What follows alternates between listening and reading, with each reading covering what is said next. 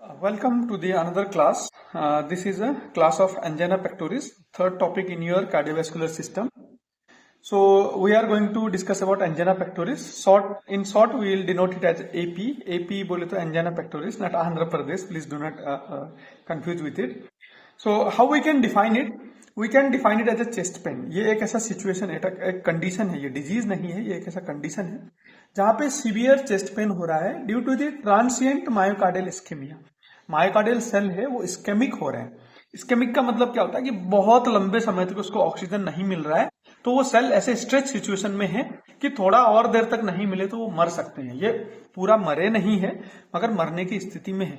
यहाँ पे चीजें रिवर्सिबल है, अगर उनको प्रॉपर से ऑक्सीजन हम दे देंगे तो वो सर्वाइव कर जाएंगे. नट इन्फॉक्शन, मगर इन्फॉक्शन क्या है कि प्रोलॉन्ग्ड इस्केमिया होके, लॉन्ग टर्म इस्केमिया होके सेल्स अब मरना चालू हो चुके. ये रिवर्सिबल है. एक बार सेल मर गए तो उसको हम बोलते हैं इन्फॉक्शन. सेल मरने स्थिति में है उसको हम बोलते हैं इस्केमिया. समझ में आ गया होगा. वेयर O2 डिमांड एक्सीड्स, क्योंकि O2 की डिमांड इतनी ज्यादा बड़ी है, जो कोरोनरी ब्लड सप्लाई है वो उसको पूरा नहीं कर पा रहा है. मतलब जो अपने हर्ट, जैसे हर्ट है, मैंने पहले क्लास में आपसे डिस्कस किया था, जो हर्ट है वो उसका काम है ब्लड को पंप करके पूरे बॉडी में फैलाने का. मगर हर्ट खुद भी एक ऑर्गन है. वो एक ऑर्गन है तो उसको भी काम करने के लिए न्यूट्रिशन चाहिए, उसको भी काम करने के लिए ग्लूकोज चाहिए, उसको भी काम करने के लिए ऑक्सीजन चाहिए, उसको भी काम करने के लिए एडिनोसिन ट्राइफॉस्फेट्स चाहिए. तो ये उसको कहां से मिलते हैं? उसका जो कोरोनरी ब्लड सप्लाई रहता है, कोरोनरी आर्टरीज रहती है, left coronary artery, right coronary artery, coronary arteries रहती है. तो ये कोरोनरी आर्टरीज ब्लड लेके जाती है हर्ट टिश्यू में, मायोकार्डियल टिश्यू में, जो ग्लूकोज, न्यूट्रिशन, ऑक्सीजन सारे चीजों को हर्ट टिश्यू में डिलीवर करती है, जहां पे हर्ट टिश्यू उससे एटीपी जनरेट करती है और जो अपना कॉन्ट्रैक्शन, ऑटोमेटिसिटी, रिदमिसिटी, ये जो भी काम है वो अपना काम उस एनर्जी से करती रहती है जो वो खुद निकालती है. उसको सप्लाई कौन करता है? Coronary blood supply. समझ में आ गया होगा. तो ये जो कोरोनरी ब्लड सप्लाई है, ये कोरोनरी ब्लड सप्लाई कम हो जा रही है. क्यों कम होगी हम आगे जाके देखेंगे. अभी के लिए हमको ये समझना है कि जो ये कोरोनरी ब्लड सप्लाई है, ये कोरोनरी ब्लड सप्लाई कम हो जा रहा है. जैसे ये कोरोनरी ब्लड सप्लाई कम हो जा रहा है, इसकी वजह से क्या हो रहा है कि जो हमारे हर्ट के सेल है उसको ऑक्सीजन की कमी हो रही है. इतना ज्यादा कमी हो जा रहा है कि वो मरने की स्थिति में आ रहा है, हर्ट सेल मरने की स्थिति में आ रहा है. और जिसको बताने के लिए हमको सीवियर चेस्ट पेन हो रहा है, चेस्ट पेन हो रहा है. तो ऐसे कंडीशन को हम क्या बोलते हैं? हम बोलते हैं एंजाइना पेक्टोरिस. इसमें क्या हो रहा है, ये जैसे हर्ट है, ये जैसे अपना हर्ट है, इस हर्ट में अपना क्या होता है, यहाँ से कोरोनरी आर्टरीज आई होती हैं जो इस हर्ट में ब्लड को सप्लाई करती है, ब्लड को सप्लाई करती है. तो यहाँ से ये फिर जो ब्लड जाएगा वो ऑक्सीजन को लेके जाएगा, न्यूट्रिएंट्स को लेके जाएगा, हार्मोन्स को लेके जाएगा, ग्लूकोज को लेके जाएगा, ऑक्सीडेटिव फॉस्फोराइलेशन होगा, यहाँ पे एटीपी निकलेगा. फिर ये एटीपी हमारा हर्ट यूज करेगा और ये कॉन्ट्रैक्शन, रिलैक्सेशन जो भी है अपना काम करता रहेगा. तो एंजाइना में क्या हो जा रहा है, ये जो कोरोनरी आर्टरीज है, ये जो कोरोनरी आर्टरी में ब्लड जाता है, ये ब्लड मानो कि पहले 100 ml ब्लड जा रहा था, तो अब किसी भी रीजन से ये 20 ml, 25 ml ही जा पा रहा है, पूरा 100 ml नहीं जा पा रहा है. जिसकी वजह से क्या हो रहा है कि ये जो कार्डियक सेल्स है ये मरने की स्थिति में आ गए हैं और अपना काम सही से नहीं कर पा रहे, जिसकी वजह से बहुत ज्यादा चेस्ट पेन हो जा रहा है. ऐसी सिचुएशन को हम क्या बोलते हैं? Angina pectoris. तो इसका कैरेक्टरिस्टिक्स पेन होता है रेट्रोस्टर्नल पेन, जो हमारा स्टर्नम है, दोनों रिब्स के बीच में जो जोड़ता है, उस स्टर्नम के पीछे बहुत इंटेंस पेन होता है. डिस्क्राइब्ड बाय प्रेशर और हैवीनेस. ऐसा लगता है कि जैसे हाथी ने आके छाती में पांव रख दिया हो. स्क्वीजिंग टाइप का पेन होता है कि कोई 30-40 kg का पत्थर देखे अगर आपके चेस्ट में रख देगा तो आपको कैसा हैवीनेस वाला फीलिंग होगा, वो टाइप का पेन फीलिंग होता है और उसको स्क्वीजिंग पेन भी बोलते हैं.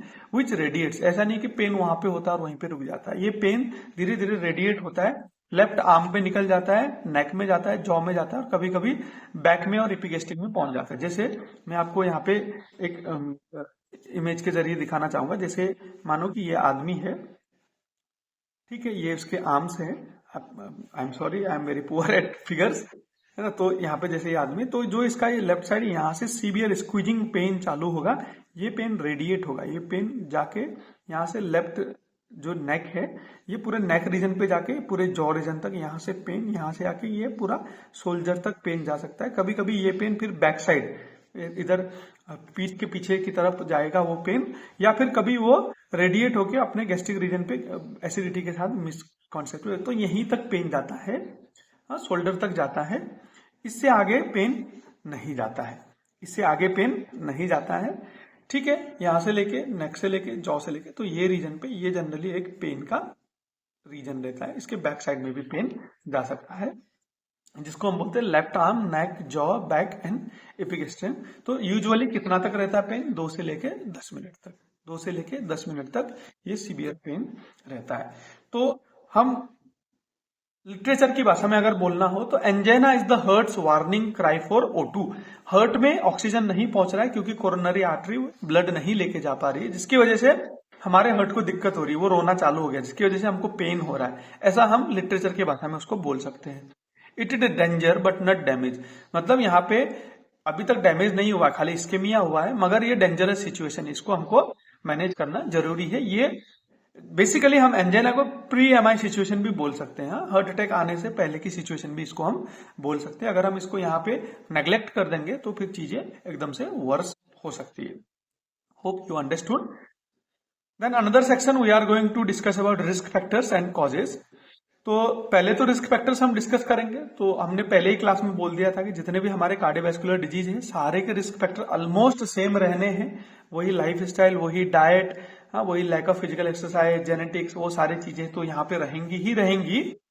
इन एडिशन टू दैट हमारे पास कुछ कॉजेज भी है, जैसे आता है कोरोनरी कॉज। कोरोनरी कॉज मतलब मैंने क्या बोला था, जैसे ये हर्ट है, हर्ट का ये अगर कोरोनरी ब्लड वेसल्स है, मानो कि ये कोरोनरी ब्लड वेसल्स है, तो इस ब्लड वेसल्स में कुछ दिक्कतें आ जाती है, तो जिसकी वजह से एंजाइना हो सकता है। जैसे आर्टेरियोस्क्लेरोसिस, अब ये जो ब्लड वेसल्स है, ये ब्लड वेसल्स इतना हार्ड हो गया है कि ये फ्लेक्सिबल नहीं रहा, ये मेंटेन नहीं कर पा रहा है। एथेरोस्क्लेरोसिस, इसके अंदर में फैट डिपोजिट हो गया, ये एथेरोमा फॉर्मेशन हो गया, जिसको हम प्लक भी बोलते हैं, इसको हम या तो प्लक बोलते हैं या एथेरोमा बोलते हैं। ये जाके डिपोजिट हो गए, तो इसने जो लुमेन है इसको छोटा कर दिया, और ये जो यहाँ से ब्लड जा रहा है ये नहीं जा पा रहा है, इसको हम बोलते हैं एथेरोस्क्लेरोसिस। कोरोनरी आर्टरी स्पाजम, कभी कभी जैसे ये कोरोनरी आर्टरी है, ये ऑटोमेटिकली स्पाजम हो गया। स्पाजम मतलब ये एकदम से कोलैप्स हो गया, जिसकी वजह से ऑक्सीजन आगे नहीं जा पा रहा है। कोरोनरी थ्रोम्बोसिस, थ्रोम्बोसिस क्या होता है कि जैसे ये थ्रोम्बस यहाँ पे बना है, कहीं पर बाकी ब्लड वेसल्स में ऐसा थ्रोम्बोसिस बना, तो ब्लड प्रेशर की वजह से ये टूट के फूट के आके यहाँ पे फिर ब्लॉक कर दिया, उसको हम बोलते हैं एम्बोलिज्म, है ना। तो ऐसे एम्बोलिज्म की वजह से भी हो सकता है, थ्रोम्बस की वजह से भी हो सकता है। फिर आता है कोरोनरी डिसफंक्शन, या फिर ये जो अपना कोरोनरी आर्टरी है ये अपने तरीके से काम करना, अगर कुछ भी दिक्कत आ रहा है तो उसको हम बोलते हैं कोरोनरी डिसफंक्शन। ये हो गए कोरोनरी रीजन। फिर कुछ ऐसे सिचुएशन में भी हमको एंजाइना देखने को मिलता है कि जहां पे मायोकार्डियल का जो हमारा हर्ट है, हर्ट का O2 डिमांड बढ़ जाता है, हर्ट का जो O2 का डिमांड है वो बढ़ जाता है। जैसे कि फिजिकल एक्सरसाइज करते टाइम पे, अगर कोई फिजिकल एक्सरसाइज कर रहा है तो उसके बॉडी को ज्यादा एनर्जी चाहिए, ज्यादा मेटाबॉलिज्म में जाना चाहिए, हर्ट को ज्यादा काम करना पड़ेगा। पल्स रेट हम देखते हैं जब हम जिम में जा रहे हैं या कहीं पे जा रहे हैं तो हर्ट रेट बढ़ के 200, 220, 250 ऐसा भी जाता है। तो वहां पे एक्सर्शन कर रहे हैं तो हमको एकदम सीवियर ब्रेथलेसनेस होता है। क्यों होता है? क्योंकि हमको ऑक्सीजन की ज्यादा जरूरत होती है। तो एक्सर्शन एक रीजन हो सकता है। इमोशनल स्ट्रेस, बहुत ज्यादा इमोशनल स्ट्रेस रहेगा तो वहां पे भी ऑक्सीजन की रिक्वायरमेंट बढ़ती है। थायरोटॉक्सिकोसिस, अगर थायराइड हार्मोन बहुत ज्यादा हो जाए तो वहां पे भी ऑक्सीजन की डिमांड बढ़ जाती है। मेटाबॉलिज्म एकदम से बढ़ जाता है थायराइड हार्मोन की वजह से, इसीलिए उसको हम मेटाबॉलिक हार्मोन भी बोलते हैं।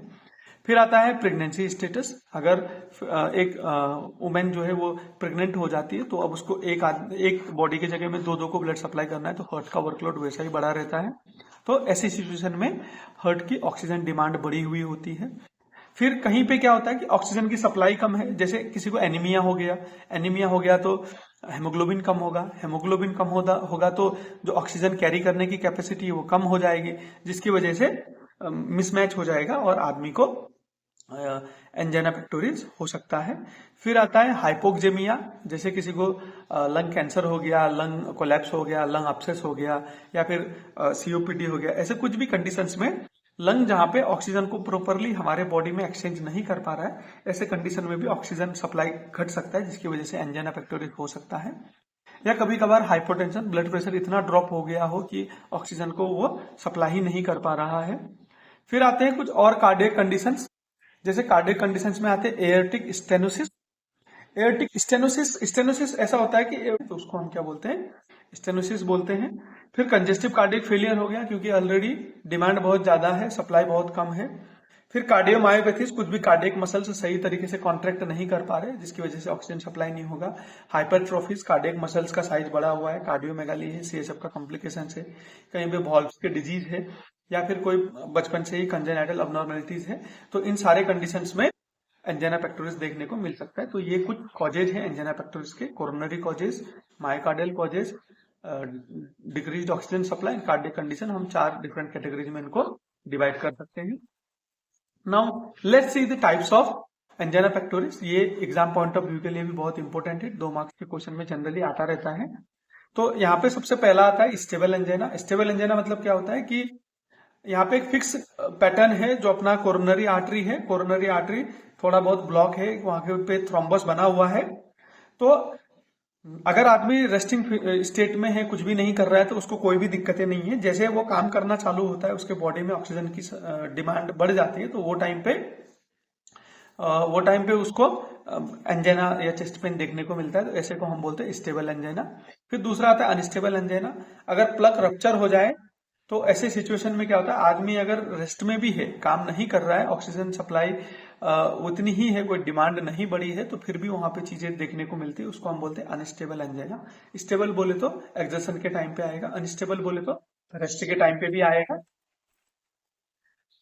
फिर ऐसे ही एक और कंडीशन है वेरिएंट एंजाइना बोल के, जिसको हम प्रिंज मेटल एंजाइना भी बोलते हैं। वे क्या होता है कि जो अपना कोरोनरी आर्टरी है वो सडनली स्पाजम हो जाता है। जनरली जब रात को सोते रहते हैं आदमी, या फिर 3-4 बजे के टाइम पे, जनरली स्ट्रेस हार्मोन हमारे बॉडी में सबसे ज्यादा रहते हैं, आदमी एकदम विविध ड्रीमिंग सिचुएशन में रहता है, तो वहां पे ये चीजें होने के चांसेस ज्यादा रहते हैं। तो ऐसे कंडीशन में भी एंजाइना आ सकता है कि कोरोनरी आर्टरी ऑटोमेटिकली कोलैप्स हो गया। फिर आता है नॉक्टर्नल एंजाइना, जिसको हम एंजाइना डिक्यूबिटस भी बोलते हैं। यहाँ पे क्या होता है कि जनरली आदमी जब लेटा होता है तो क्या होता है कि इसकी वजह से प्रीलोड बढ़ जाता है और वैसोस्पाज्म होता है, क्योंकि ग्रेविटेशन जो फोर्स है वो फ्लूइड को नीचे शिफ्ट करता है, पूरे बॉडी में, लंग्स में शिफ्ट करता है, जिसकी वजह से वेंट्रिकुलर वॉल्यूम भी बढ़ जाता है हमारे हार्ट में, और ऑक्सीजन की डिमांड बढ़ जाती है, और जिसकी वजह से एंजाइना हो जाता है। तो ऐसे को हम क्या बोलते हैं, नॉक्टर्नल एंजाइना। फिर इसमें हमको कुछ एडिशनल सिम्टम्स देखने को मिलते हैं। आदमी को सांस लेने में दिक्कतें होती है, बहुत हैवी स्वेटिंग हो रहा है, आदमी को नोजिया हो रहा है, थकान हो रही है क्योंकि ऑक्सीजन नहीं पहुंच रहा है, और एंजाइटी तो होगी, सीवियर चेस्ट पेन होगा, तो आदमी वैसे भी क्राइसिस में रहेगा, एंजाइटी में रहेगा।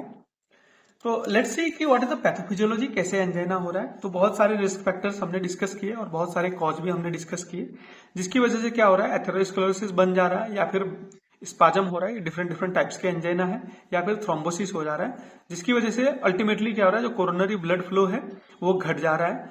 अब जो ऑक्सीजन का सप्लाई है, ब्लड का सप्लाई, वो कम हो जा रहा है और डिमांड बढ़ जा रही है, क्योंकि हार्ट में ही कम नहीं हो रहा है, बाकी बॉडी में भी चाहिए, तो हार्ट को काम तो करना पड़ता है उतना ही, मगर उसके पास ऑक्सीजन की सप्लाई कम है, तो ये जो डिमांड है ये इनइक्वल हो जा रही है, जिसकी वजह से क्या हो जा रहा है कि जो अपना मायोकार्डियल सेल है वहां पे इस्केमिया होना चालू हो जा रहा है। मैंने आपको पहले बता दिया, इस्केमिया इज स्ट्रेसफुल सिचुएशन, जहां पे ऑक्सीजन की सख्त जरूरत है मगर ऑक्सीजन अवेलेबल नहीं है, ऐसे को हम बोलते हैं मायोकार्डियल इस्केमिया। क्या बोलते हैं, मायोकार्डियल इस्केमिया, जो रिवर्सिबल कंडीशन है। ऐसे कंडीशन में क्योंकि ऑक्सीजन नहीं है, अब जो कार्डियक सेल्स है उसको तो एटीपी चाहिए, तो अब यहाँ पे ऑक्सीजन तो नहीं है, तो जो ये एरोबिक प्रोसेस है जहां से एटीपी निकलते हैं, जिसको हम ग्लाइकोलाइसिस और क्रेब्स साइकिल बोलते हैं। या ग्लाइकोलाइसिस से क्या होगा, यहाँ पे पायरुवेट निकलेगा, ये पायरुवेट फिर क्रेब्स साइकिल में जाएगा, तो जैसे साइकिल होगा तो अराउंड हमको 38 एटीपी मॉलिक्यूल देखने को मिलते हैं। जबकि एनारोबिक में क्या होगा, जो अपना लैक्टेट फॉर्म बनता है, ये लास्ट स्टेज बनता है, तो इसमें लैक्टिक एसिड तो बनता ही है, ये तो हमारे बॉडी के लिए हार्मफुल है ही, हमने टॉक्सिकोलॉजी में भी बहुत बार डिस्कस किया था। इन एडिशन टू दैट यहाँ से जो एटीपी निकलती है वो एटीपी जनरली 2 ही होती है, तो कहाँ 38 एटीपी, कहाँ 2 एटीपी, तो ये डिमांड एकदम से डिसरप्चर हो जाती है, एनारोबिक मेटाबॉलिज्म चालू होता है। अब यहाँ से लैक्टेट तो एक्युमुलेट हो ही रहा है, एडिनोसिन ट्राइफॉस्फेट की जगह में एडिनोसिन डाइफॉस्फेट बन रहा है, क्योंकि एसिडोसिस हो रहा है तो हाइड्रोजन आयन भी बढ़ रहा है, एटीपी प्रोडक्शन घट रहा है, हमने यहाँ पे बताया, और एटीपी की जगह में ट्राइफॉस्फेट की जगह में डाइफॉस्फेट बन रहे हैं, क्योंकि यहाँ पे ऑक्सीजन नहीं है, ऑक्सीजन रहेगा तो ट्राइफॉस्फेट बनेंगे, नहीं है तो अब डाइफॉस्फेट बनना चालू हो गए। अब ये जो डाइफॉस्फेट है ये बहुत बड़ा पेन प्रिकसर है। ये क्या है, पेन प्रिकसर। ये क्या है, एनर्जी करेंसी है। ये क्या है, पेन प्रिकसर है। जैसे ये बढ़ेगा ये पेन कराना चालू कर देगा, तो मायोकार्डियल डिस्फंक्शन हो जाते हैं क्योंकि एनर्जी नहीं है, मायोकार्डियल डिस्फंक्शन हो जाते हैं, पेन रिसेप्टर स्टिमुलेट होते हैं एडीपी की वजह से, फिर सीवियर चेस्ट पेन देखने को मिलता है जो रेडिएट होके डिफरेंट डिफरेंट ऑर्गन में जाता है। मैंने आपको पहले ही बताया कि ये पूरा रीजन पे ये रेडिएट हो जाता है, तो इसको हम क्या बोलते हैं, एंजाइना पेक्टोरिस बोलते हैं। Hope you have understood the pathophysiology.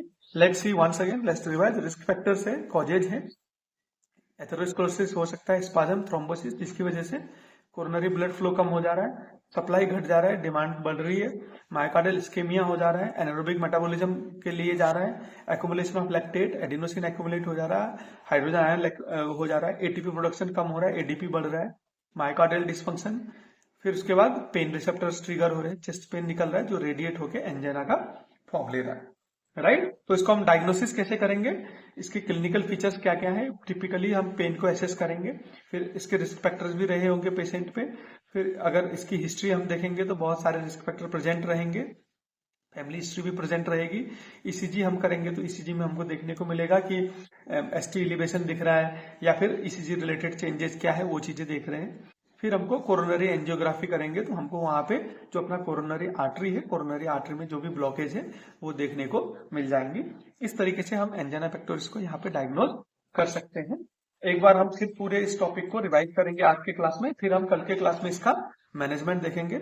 Chest pain हो रहा है ट्रांसिएंट इस्केमिया की वजह से, क्योंकि कोरोनरी ब्लड सप्लाई नहीं हो रहा है जिसकी वजह से ऑक्सीजन कम हो जा रहा है। फिर रेट्रोस्टेशनल चेस्ट पेन हो रहा है, हैवी चेस्ट पेन हो रहा है जो 2 से 10 मिनट तक रुक रहा है। यहाँ पे क्या है, एक्चुअली सेल डेथ नहीं हो रहे मगर सेल डेथ होने की स्थिति में है। रिस्क फैक्टर सारे ही हाइपरटेंशन सीसीएफ जैसे ही है। कॉजेज में अगर हम देखेंगे तो कोरोनरी आर्टरी वाले कॉजेज हैं, मायोकार्डियल वाले कॉजेज हैं, ऑक्सीजन कम सप्लाई हो रहा है और कार्डियक कंडीशन है। टाइप में हम देखेंगे स्टेबल, जहां पे रेस्ट में नहीं आता है, काम करते टाइम पे आता है। अनस्टेबल, काम करते और रेस्ट दोनों में भी आ रहा है। फिर आता है फ्रिंज मेटल, जहां पे कोरोनरी आर्टरी कोलैप्स हो जा रही है। नॉक्टर्नल, जब आदमी सो रहा है तो ग्रेविटेशनल फोर्स की वजह से और सरफेस और प्रेशर बढ़ जाने की वजह से एंजाइना आ रहा है, वो 4th टाइप का हो गया। फिर हम देखेंगे पैथोफिजियोलॉजी, रिस्क फैक्टर और कॉजेज हो रहे हैं जिसकी वजह से एथेरोस्क्लेरोसिस, स्पाज्म या थ्रोम्बस फॉर्मेशन हो रहा है, कोरोनरी ब्लड फ्लो कम हो जा रही है, सप्लाई कम हो रही है, डिमांड इंटैक्ट रह रही है या बढ़ रही है, मायोकार्डियल इस्केमिया हो रहा है, वहां से फिर एनारोबिक मेटाबॉलिज्म का पाथवे चुन रहा है, लैक्टेट एक्यूमुलेट हो रहा है, एडिनोसिन एक्यूमुलेट हो रहा है और हाइड्रोजन आयन एक्यूमुलेट हो रहा है, एटीपी प्रोडक्शन घट रहा है, एडीपी प्रोडक्शन बढ़ रहा है, मायोकार्डियल डिस्फंक्शन हो रहा है, पेन रिसेप्टर स्टिमुलेट हो रहा है, तो फिर चेस्ट पेन आ रहा है जो रेडिएट हो रहा है। ये टिपिकल, इसी कंडीशन को हम क्या बोलते हैं, एंजाइना पेक्टोरिस। इसीलिए मैंने बोला ना कि ये एक हेल्थ कंडीशन है rather than a disease. Diagnose कैसे करेंगे, क्लिनिकल फीचर्स टिपिकल है, पेन का नेचर एकदम टिपिकल है, रिस्क फैक्टर्स प्रेजेंट रहेंगी, हिस्ट्री रहेगी, फैमिली हिस्ट्री और भी सारी हिस्ट्री, फिर ईसीजी में चेंजेस देखने को मिलेंगे और कोरोनरी एंजियोग्राफी करेंगे तो हमको कंफर्मेशन डायग्नोसिस हो जाएगा कि आदमी को एंजाइना पेक्टोरिस है। तो आज के क्लास में हमने पैथोफिजियोलॉजी तक देखा एंजाइना पेक्टोरिस के, तो जो इसका मैनेजमेंट है वो हम नेक्स्ट क्लास में देखेंगे। Thank you.